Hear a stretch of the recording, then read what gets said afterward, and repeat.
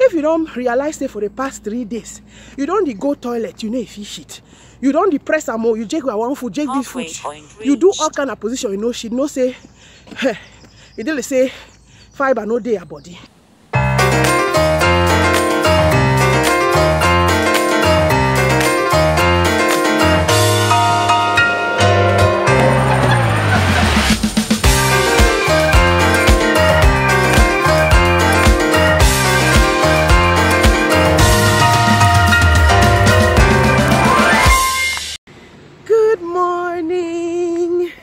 Auntie ZBDs, welcome, welcome, welcome to day 5 of the Shape of African Health Program. I'm Auntie Z, your chief cheerleader at Shape of Africa, encouraging you and me to live a healthy lifestyle from our African heritage foods. Mama, famio, Siam, sleep where day my eye no, sleep see day my eye, but that walking for yesterday, I almost do that 6 kilometers so. Now, Bobe, the thing won't kill me. My legs paining. Yesterday I was so tired, and really, it was hard. And also, I had some withdrawal symptoms. I was feeling so reckless yesterday, feeling hungry, feeling itchy. You know, like when a drug addict is going through withdrawal. You know, he goes through these withdrawal symptoms. Yesterday, Bobe, thank God that. I could manage it. I made a video on Facebook as well about it yesterday on my page Shape of African, so you want to check that out, follow me there as well. People, today we're continuing in our walk and talk nutrition, and really I'm becoming really super excited to come and talk with you guys. I'm really trying. I want to really try to cut these videos to 10 minutes, so let's just get right into it. Yesterday my eye did scratch me with it's too early in the morning. I'm not seeing properly. Paused. Yes, I'm continuing. What is this self? Yes. Resumed. Yesterday we talked about carbohydrates. I gave you a brief overview of what carbohydrates are and the different types of carbohydrates. So today I want to talk about the differences between the different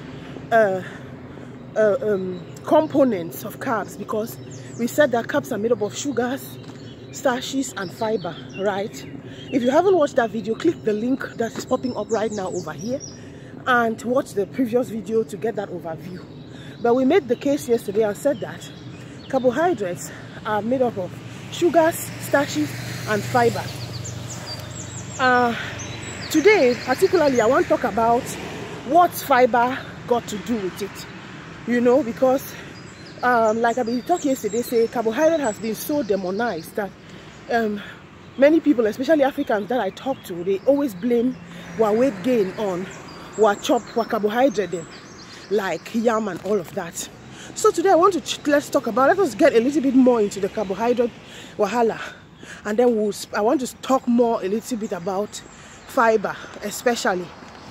We know that carbohydrates are made up of the simple and the complex carbohydrates. Also, we said that carbohydrates, whether simple or complex, in the body, when it don't be ingested and digested, assimilated and all of that, it will be transformed into glucose. No be so? Yes. So in the enter body, insulin, they do it work, and they take transform them to glucose, where if you need it at the moment, your body will get it as energy. If you don't need it, it will be stored as glycogen, you know, in the different parts of the body where you get for store them. So carbohydrates are sugars that come in two forms. Yesterday we talked about it. The simple ones, monosaccharides, meaning that they have just one carbon, one sugar attached to it. Sorry. And then you have also the disaccharides. I don't know what's happening with my eyes this morning.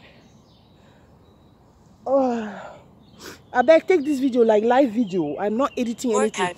That's too much work for Auntie Z. Yes, you have the simple sugars, which are found in a variety of nutrients.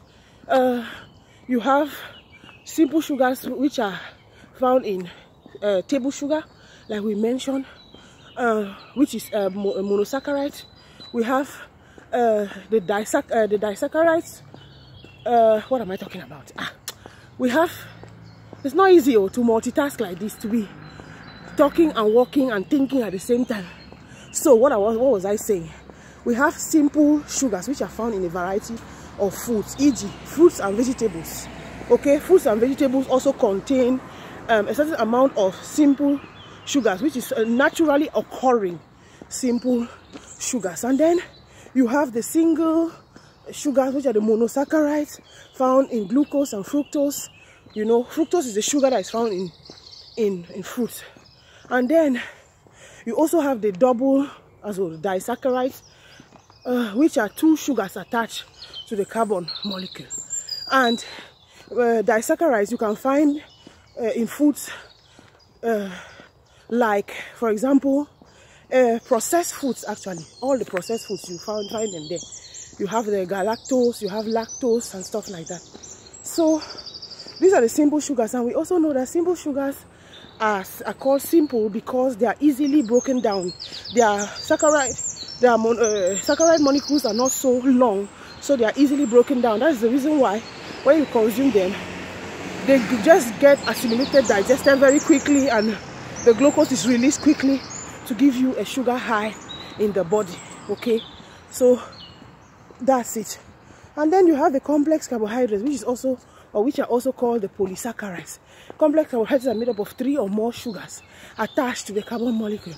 So when you see 3 or more sugars attached to the carbon molecule, you know that it's a complex carbohydrate. And the longer the chain, the more difficult it is for that chain to break down. That is why complex carbohydrates are not easily broken down, and they release their sugars or the glucose in the body relatively slower than the simple carbohydrates. So complex carbohydrates, strictly speaking, when you talk about complex carbohydrates, many people always think about the whole grains, but strictly speaking, complex carbohydrates are also found in processed foods like pastries and cakes and stuff like that, strictly speaking, because these foods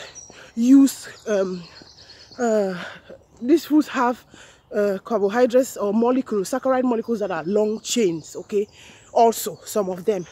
So every time you think about complex carbohydrates, don't think that it's only the whole grain rice, whole grain bread, whole wheat flour and stuff like that. It could also be a pastry. But then 1 kilometer completed. Average speed 4.7 kilometers per hour. Oh, I'm slow today. Let me be Duration walking. 12 minutes 43 seconds. Yes. Average pace 12 minutes 42 seconds per kilometer. Estimated total time 38 minutes 9 seconds. So when dietitians or nutritionists talk about complex carbohydrates, actually they are referring to the whole grains. They just leave the other part, the other pastries and cakes that could also be included into complex carbohydrates out away, so that they don't confuse you. You get? So that's the thing. Also, complex carbohydrates, because of their long chain molecules, are not broken down as easily, and therefore they would not spike blood sugar as easily as the simple ones. But take note that although they will not spike blood sugar as easily or as fast as the simple carbohydrates, if you consume a lot of that, they would obviously still spike your blood sugar. And if you are someone who, like me, you're trying to lose weight, it is also a good idea not to only look at the simple sugars or avoid most of the simple sugars, but you have to also reduce the complex carbohydrates, okay, the starches especially. That is the reason why many of us are increasing in weight, although we are eating mostly complex carbohydrates like rice, cassava, yam and stuff like that, because we are eating these in the quantity is so much, the portions are so big, large, that we still get a relatively high spike, you know, in blood sugar, and it's not doing us so well, especially if you are obese. That's what I'm saying. Okay, so let us come now. What else did I have to add about this? Yeah, let us come to the topic of the day, and this is already 9 minutes. Fiber. Fiber is also a carbohydrate, you know, like the starches and the sugars. You are going to realize that in every food that you eat, there is a certain amount, not every food, some or most foods that you eat, or most carbohydrates that you eat have these three components in them. You have the sugars, you have the starch, and then you have the fiber. There are other foods that have more of one component than the other. Some of them are more starchy than others, some of them are more have more sugar than others, and some of the carbohydrates have more fiber than the other. And when you're talking about healthy eating, we have to concentrate more on foods that are high in fiber. But what is fiber altogether? It's also a complex carbohydrate that the human body does not possess enzymes in the gut flora to digest. So most of that fiber, you are going to hear about soluble and insoluble fiber. Fiber is said to have a very, very is said to be heavy on the nutritional end, on nutritional benefits and area.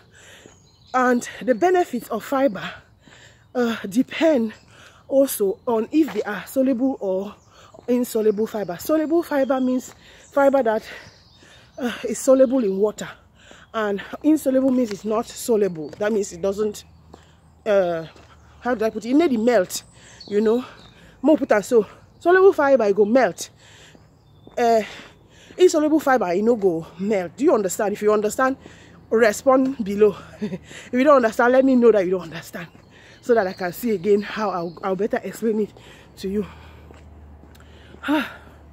So the gut flora doesn't have the enzymes necessary to break the carbohydrate links in fiber. That is why most of the time when you consume fiber, what happens? It goes down and passes through your gut flora undigested. But as it passes through your gut flora also, what it is doing is that it's not only just passing as if nothing is happening, but it's also leaving nutrients along the way and creating health benefits along the way. That is why fiber is so important for your diet. That is why when you're trying to lose weight, you should look and concentrate and find out the quantity of fiber that your food has. Don't only look at the carbohydrate. Carbohydrates will always be broken down on labels to tell you sugars and fibers. Do you understand? So look at the fiber content and to find out if you have any fiber in there or not. Most of the time when they write, let me say a certain food has 15 grams of carbohydrates, you're going to see under some of the foods like oatmeal will have a high level, a high number for fiber and a lower number for sugar. It is a good food to take. You will know that overall your carbohydrates, your net carb is low because the fiber quantity is high.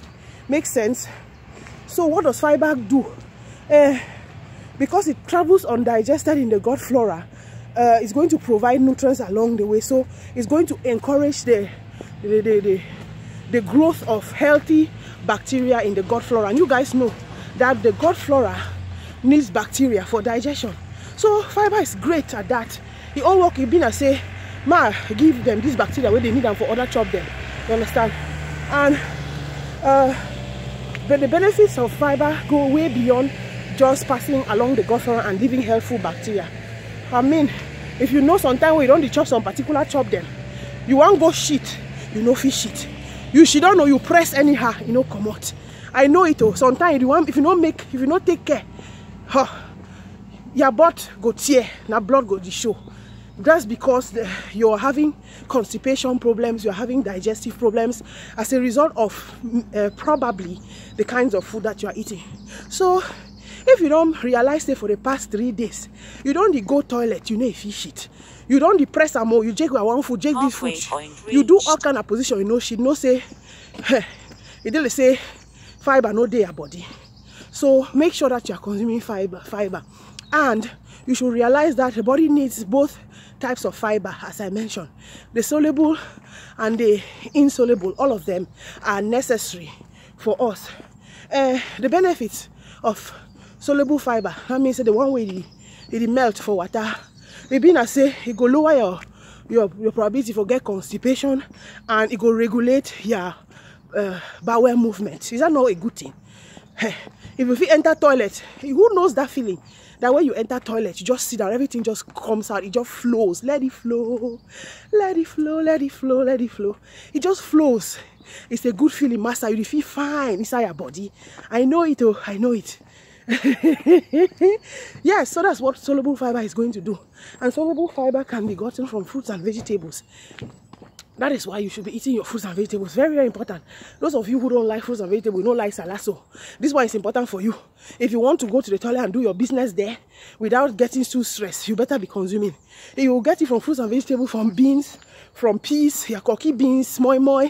It's a great way to start. Brown rice is good, and we are going to talk about brown rice in another video, what it does and how to consume it to benefit from the fiber that it has. So you also get soluble fiber from the bran of grains. You know, all the grains have these coverings. The bran, if you have bran that has the grain, make sure that you are consuming it. It's good for you.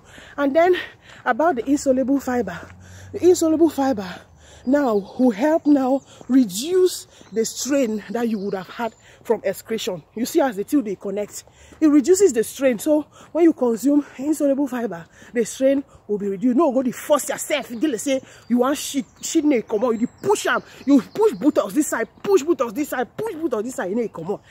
Insoluble fiber is your miracle worker. And also, what it's going to do in the gut, as we said, is going to help bind cholesterol in the gut. So those of you who are having cholesterol issues, you want to make sure that you are consuming your insoluble fiber. You know, as we said, fiber will travel along the gut as it is ingested, and some of it are going to produce helpful bacteria. It's the soluble, the soluble one is going to help bind cholesterol in the gut flora. That's a good thing, and it's going to help control the rise of blood sugar. For those of us who are obese, and some of you who, because of obesity, you have collected obesity-related diseases like diabetes, type 2 diabetes. This one is also a good way to help combat that. Okay, and you can get soluble fiber from the fleshy part of fruits. You know, the fleshy part of fruit. Insoluble fiber, you will get it from the skin of fruits. Sometimes most of us will peel fruits and throw it away and stuff like that. Those peels are great because they are great in insoluble fiber. Don't throw it away. Now the fruit itself, the flesh of the fruit, is what it contains now soluble fiber. God was not a fool. That man has sense, but God is too wise, too much. But Papa overdo. He made the main mistake. Do you understand? Yes. So that is where you get it. And then you can also get it from dried beans and peas, as well as from oats. Check my oatmeal banana. Check my oatmeal plantain pancake I made yesterday on my website, shapeupafrican.com. It's a great way also to get all of these nutrients. So let us talk about the reference. How much should you consume of fiber? Now we're talking about fiber. Yesterday I talked about carbohydrates. Go back and watch that video. How much you should consume. But concerning fiber, it is required that we should eat 14 grams of fiber per 1,000 calories.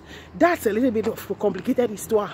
Let me just break it down. It means that for women, generally healthy and stuff like that, you should consume 25 grams of fiber daily, and men will consume 38 grams of fiber daily. Now, this is going to depend again on your weight loss goals or your weight and your current physical activity. The more you exercise, the more you're active, the more you need, the more